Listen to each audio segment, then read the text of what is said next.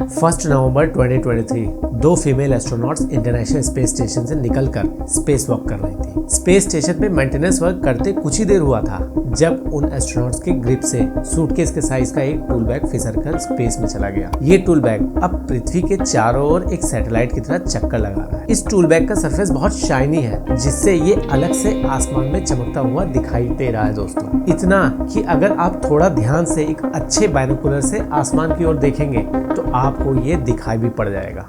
जरा सोचिए, उस टूल बैग की जगह अगर कोई एस्ट्रोनॉट अपना ग्रिप खो देता और स्पेस में चला जाता तो 7 फरवरी 1984 को चैलेंजर स्पेस शटल पे सवार एस्ट्रोनॉट ब्रूस मैककैंडलिस के साथ कुछ ऐसा ही हुआ था। एग्जैक्टली क्या हुआ था इसे आगे समझते हैं, लेकिन उससे पहले हमें ये जानना जरूरी है कि स्पेस में खो जाने पर एक एस्ट्रोनॉट के साथ क्या क्या हो सकता है। दोस्तों, अगर कोई एस्ट्रोनॉट स्पेस में खो जाता है तो उसका वापस आ पाना बहुत मुश्किल हो जाएगा। अगर एस्ट्रोनॉट ने स्पेस सूट पहना होगा तो ये मंजर उतना दर्दनाक नहीं होगा। स्पेस सूट मिनी स्पेसशिप की तरह काम करता है, जो सूटेबल टेम्परेचर, प्रेशर और ऑक्सीजन लेवल्स मेंटेन करने में मदद करता है। ऐसे में एस्ट्रोनॉट आराम से 6 से 8 घंटे तक उसमें जीवित रह सकता है। ऑक्सीजन खत्म हो जाने पर एस्ट्रोनॉट हाइपोक्सिया का शिकार हो जाएगा, जिससे उसकी मृत्यु हो जाएगी। इन 8 घंटों के दौरान एस्ट्रोनॉट फ्लोट करके कहाँ जा सकता है इसका अंदाजा भी नहीं लगाया जा सकता। हो सकता हो उसे अर्थ की ग्रेविटी ही पकड़े रखे, जिससे वो भी सैटेलाइट की तरह अर्थ के चारों ओर चक्कर लगाने लगे। ये भी पॉसिबल है कि अगर एस्ट्रोनॉट ने कॉन्टैक्ट अर्थ से बाहर कहीं लूज किया हो तो सोलर सिस्टम में वो फ्लोट करता रहेगा, किसी दूसरे प्लेनेट के ग्रेविटेशनल इन्फ्लुएंस में भी आ सकता है, या फिर एम्प्टी स्पेस में ही फ्लोट करता रहेगा। उस समय एस्ट्रोनॉट का मेंटल स्टेटस क्या रहेगा इसकी कल्पना भी नहीं की जा सकती दोस्तों।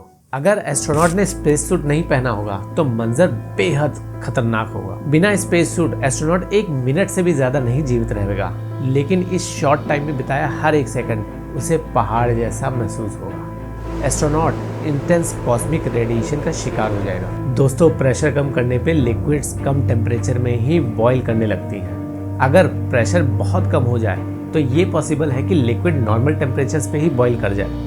स्पेस में प्रेशर बहुत कम होता है और एक एडल्ट ह्यूमन बॉडी में 60% पानी मौजूद होता है। एक्सपोजर के तुरंत बाद एस्ट्रोनॉट के शरीर का पानी हर एक टिश्यू में उबलने लगेगा, जिससे उसका शरीर बलून की तरह एक्सपैंड कर जाएगा, ultimately leading to his demise.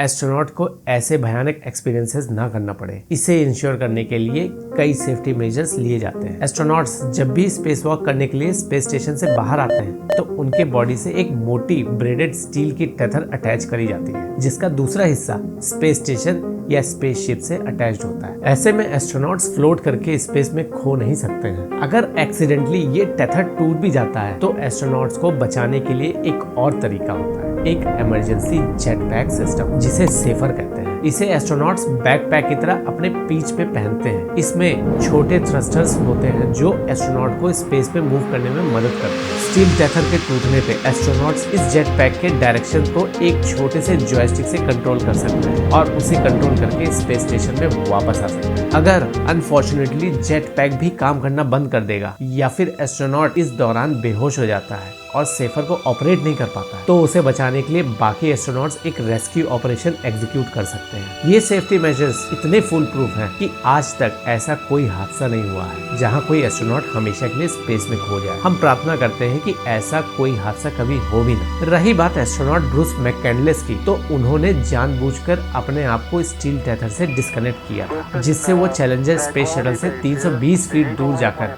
एक फोटो खिंचवा सके, जो आज भी एक आइकॉनिक फोटो मानी जाती है। और रही बात उस टूल बैग की, तो जल्दी से जल्दी एक अच्छे से बाइनोकुलर खरीदिए और उसे आसमान में देखने की कोशिश कीजिए, क्योंकि ये बस 2 से 3 महीने ही दिखाई पड़ेगा। अर्थ इसको धीरे धीरे अपने ग्रेविटी के गिरफ्त में ले लेगी और एक बार अगर ये अर्थ के एटमॉस्फेयर में घुस गया तो इसका भी वही हाल होगा जो अर्थ के एटमॉस्फेयर में घुसने पर एक मेटेओराइट का होगा।